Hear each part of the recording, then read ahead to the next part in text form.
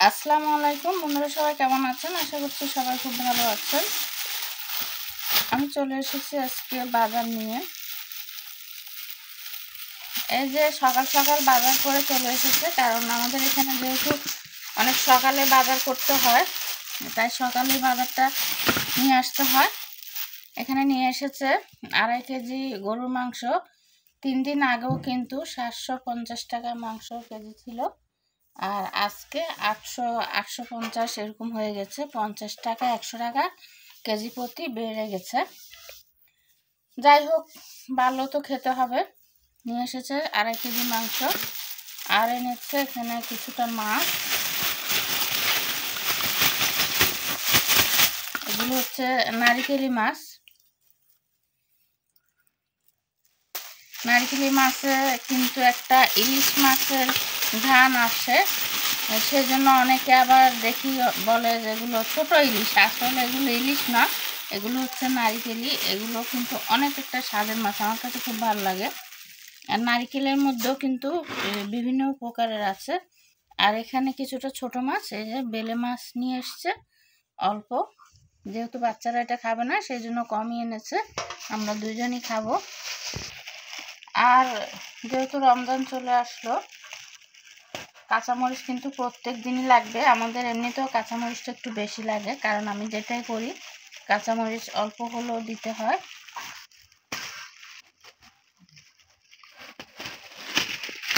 তাই নিয়ে এসেছে 1 কেজি কাঁচামরিচ। এগুলো কিন্তু মরিচের ক্ষেত থেকে সকালেই উঠানো হয়েছে। এই যে দেখতে পাচ্ছেন অনেক তাজা টাটকা মরিচগুলো।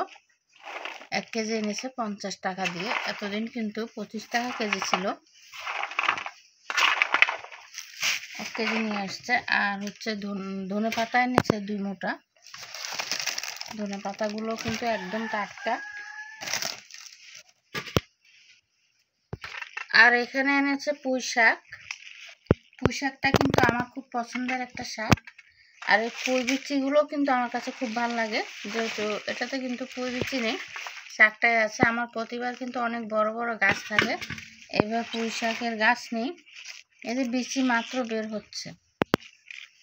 প্রতিবার অনেক গাছ থাকে, এবার একটা গাছও কিন্তু আমার নেই। আমি মাছ রান্না করব, মাংস আজকে রান্না করব না। মাছগুলো কেটে রান্না করব, আর মাংসগুলো ফ্রিজে রেখে দেব, আজকে রান্না করতে হবে না।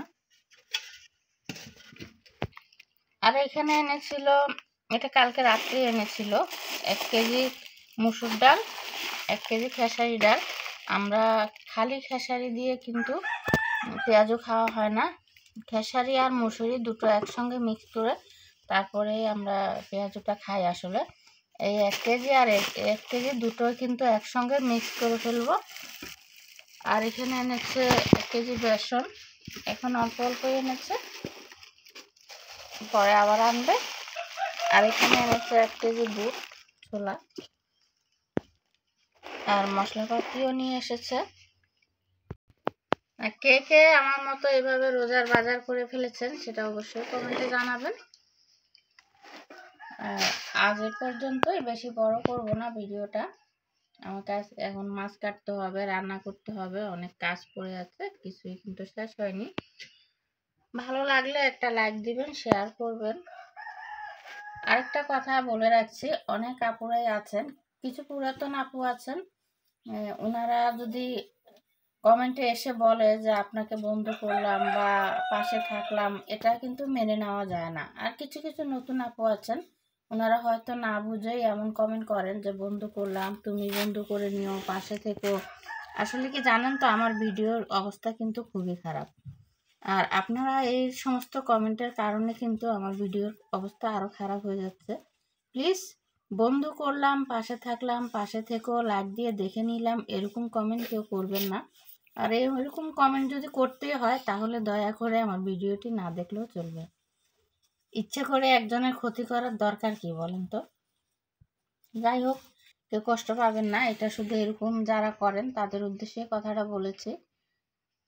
ধন্যবাদ, সবাই ভালো থাকবেন। আল্লাহ হাফেজ।